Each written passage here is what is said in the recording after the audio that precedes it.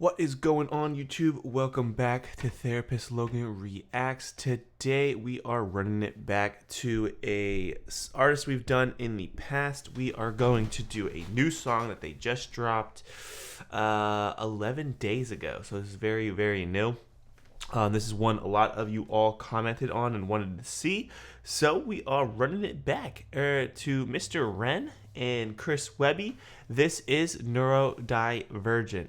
So this is really cool because I don't think I've ever seen like a name just so clinical. Neurodiversity has really kind of come to society and discussion. It's really talking about how we can destigmatize neurodiversity. It is, again, it just reflects different ways of thinking, how your brain processes information. Can be, again, your ADHD, your OCD, your autism. There's a lot of different complexities that do follow in neurodivergent or being neurodivergent. And it's good conversations that are being had more and more. More people are going to seek out testing and look at different things. So we have the music video up. I have the lyrics on my phone so that way I can follow and then fall back if needed. So I'm trying to watch the video as well. So hopefully I don't miss anything video wise. Let's do it.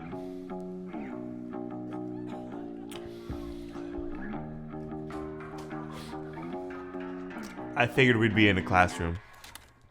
Stay calm, boy. My thoughts are burning like the napalm. I think I need to get away from this noise. I hate the places that I came from. Destroy and burn a message from the preacher. Subliminal out the speaker. Kill. I never paid attention either. There's something strange about my demeanor. Don't feel pity for this sick boy. I've been sitting pretty with prescriptions, flipping stimulants and edibles. It's medicines, cerebellum, repairable, tweaking the biochemical. Okay. I feel incredible, but wait. Okay, so right off the bat, he's kind of throwing some symptoms out there, and then kind of just identifying behaviors and action he's taking to. I don't want to say correct. I don't like that word. Taking steps to mitigate maybe some of the less attractive symptoms. Maybe that's a little bit better way of describing it. So we got stay calm, boy. Stay calm, boy. My thoughts are burning like napalm. So their thoughts are overwhelming. Their thoughts are hot. There's a lot coming. Napalm is a very destructive, very bright, very fiery component. So using that as a metaphor definitely brings it to very interesting perspective. I think I need to get away from this noise. So that's a huge one too. One of the big symptoms of neurodiversity, typically we see with autism, is overstimulation when it comes to noise. So it makes sense of trying to get away from the noise. The fight or flight maybe kicks in to a degree. And then again, it can just be so overwhelming that it can either, again, just freeze you in your tracks or just needing to get away because it's so much and it's like you actually feel pain. We're starting to see there's like pain receptors that are actually kind of firing around the body when it's too overwhelming. It's interesting to see that. I hate the places that I came from, destroy and burn the message from the preacher. So subliminal out of the speaker, I never paid attention either. Again, very similar. This can be a symptom. This typically lines with like ADHD symptomology, but again, there's so much overlap. This can't be only attuned to ADHD or ADD. It's just, again, just inattention. Definitely form of neurodiversity. It's just, again, if there's no value to the information being learned, there's no interest in maintaining focus. Sorry.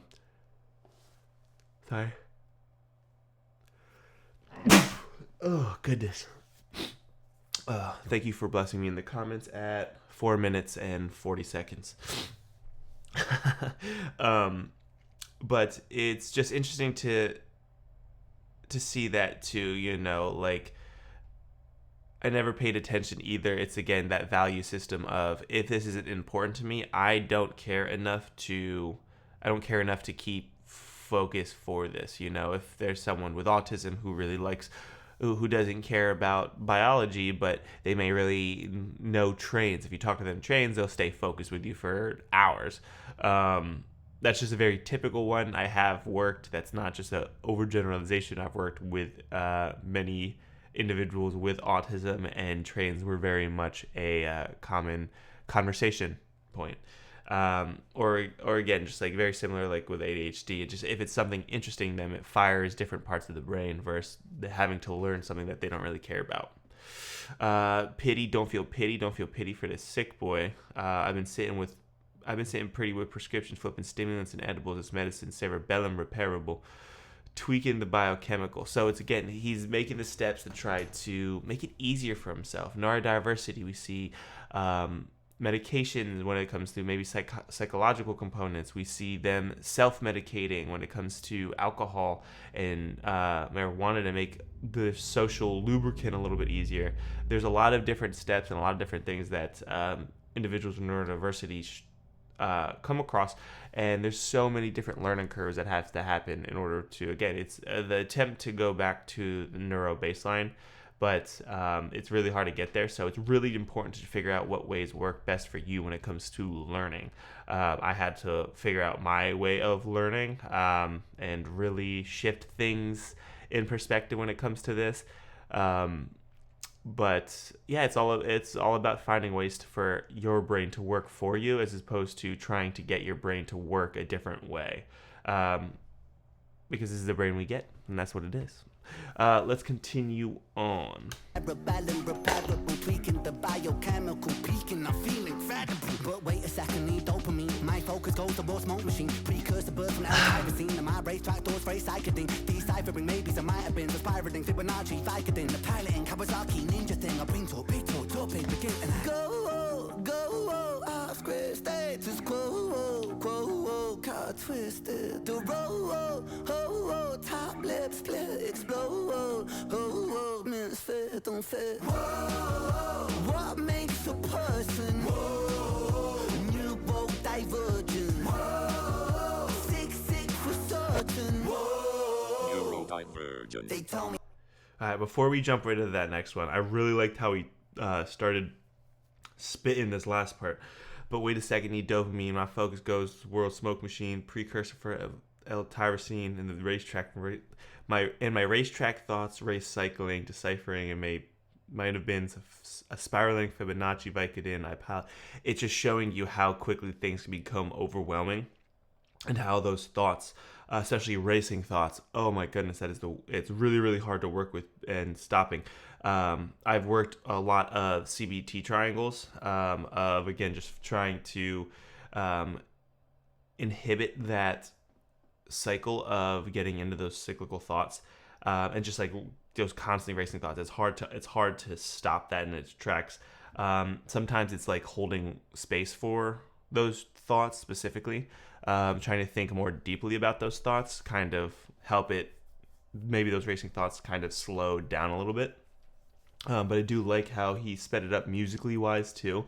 There's a really cool component. I really get to see the videography aspect of it, but the speed of what it is, like, very much encapsulated the idea of like the racing thoughts and what that feels like physically in someone's brain, which is really interesting. And then I like the part where it says, what makes a person neurodivergent? Sick for certain. Whoa, divergent. I think neurodiversity is, again, it just comes down to recognizing your brain works a little differently than the neurotypical baseline. So finding ways to help yourself make your brain work for you, in a sense, not so much like, again, trying to think like everybody else, not trying to think. It's nice to be able to have a different perspective, have different ways of learning, because then maybe you're able to attack a problem differently than how other people would. You will have your own struggles for sure, don't get me wrong, and that will be extremely frustrating, but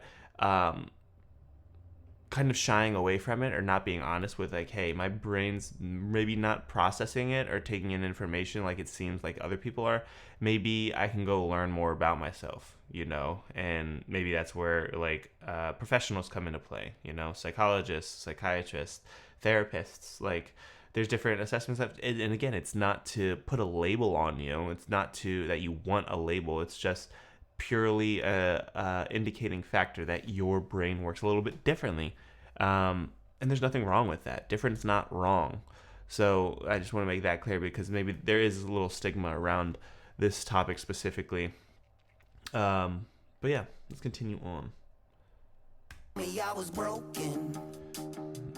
Nothing but a defect in my head. Yep. Said that I was hopeless. There's the stigma. Just a fucking reject hanging on by a thread. But after all the pills that they got me, it turned me to a zombie. So welcome to the dawn of the dead. In the handicap spot, just to see that doctor. And this is what he said. Yeah, he said I got a touch of autism. Piece of my puzzle is missing. While the attention deficit disorder tunnels my vision. But see, this world's an asylum and shit. We all in the system. And our sanity's the motherfucking cost of admission. You see that glitch in the algorithm, that's me. Don't fit in a crowd, I lift a boundary. Going sick, let it out and flip. They found me with a misfit. Okay. So bitch, allow me to show 'em what I came to do. Shut the blinds and keep the noise down. Cause it's about time to let them all into a madman's mind. Not well, but hell, I feel fine. All right, I like that one. That was cool. They told me I was broken, nothing but a defect in my head. Again, the stigma very prominent in this component. They said I was hopeless. They just a fucking reject hanging on by a thread. If a professional said that to them, that's absolutely insane to me.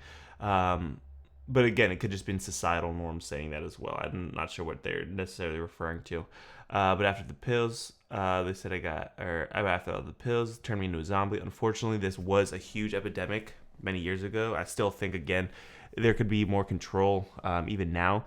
But this was a huge epidemic of doctors overprescribing when it came to this because there was such I don't know if I would say necessarily a shift, but looking back, there was just I think doctors weren't really sure how to approach certain components, and that's why it's so important that we're doing more research nowadays, which is phenomenal, to really just check those different things and really try to be more in tune with new zeitgeist behavioral patterns and symptomology. They said the handicap. Where was it? He said I got a touch of the autism. Piece of my puzzle is missing, while the attention deficit disorder tunnels my vision. So I really like that he talked about both really closely because there's dichotomous relationships between certain disorders. So what dichotomous means is that they will play off one another, and typically we'll see combinations of certain disorders together in individuals. So if you have one, you may be more likely to have another disorder as well, especially if it's significantly impairing or if there's just a lot of symptomology going on. There's sometimes overlap, and so usually there's disorders that I don't really want to word it like this, but they work well with one another in the sense that like there's two that are kind of like they go hand in hand better. That's a better way of saying it. I'm blanking, like it would be like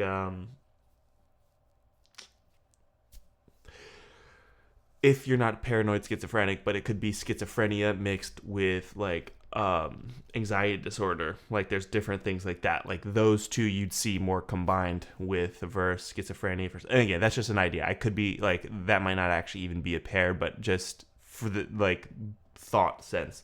Yeah. So just like kind of like that.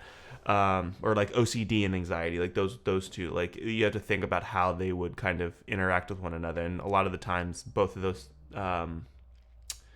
those disorders kind of like play off one another. But yeah, they're doing. Yeah, I really like how they're explaining a lot of this, and I like how they're utilizing like their own personal experience too, because the personal experience of neurodivergent people is very unique of how they perceive their reality. And it's interesting to see, again, him turn his pain and suffering and experience into a song, which is really cool because I'm sure this is going to touch a lot of people. All right, let's continue on and finish up. To keep the noise down, cause it's about time to let them all into a madman's mind. Not well, but hell, I feel fine. Go, whoa, off script state. This quote, whoa, got twisted. He whoa, top lip split, explode, whoa, misfit, don't fit. Whoa, what makes a person? Whoa, neurodivergent. Whoa, sick for certain. Whoa, neurodivergent.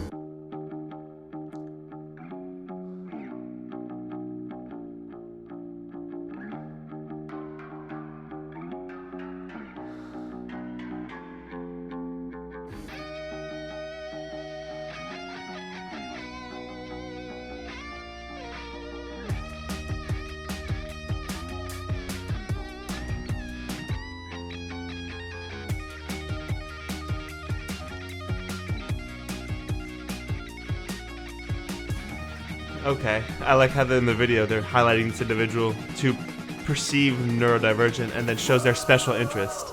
Very cool. Whoa, shrinks in psychiatry. Whoa, don't mind my anxiety. Whoa, or my non-sobriety. Whoa, doctors lining up to lie to me. Whoa, speak too much, they try to silence me. Whoa, just a product of society. Whoa, that's fine with me. Very interesting video too.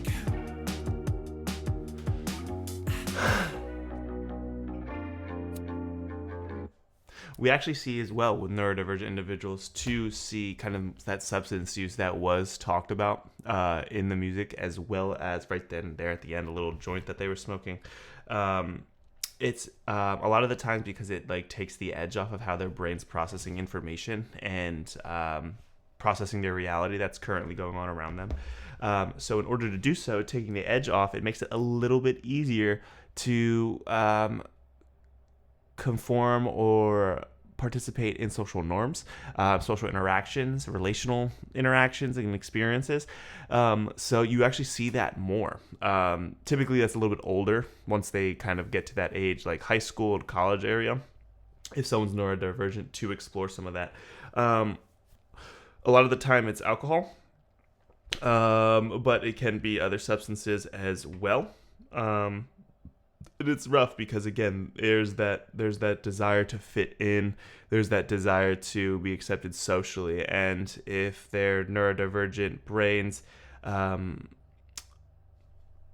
create behaviors that maybe not fit in with the majority, this typically leads to like being like a societal outcast, feeling lonely, feeling isolated. And this is why we should all practice being friendly to people that may be different, just being friendly in general.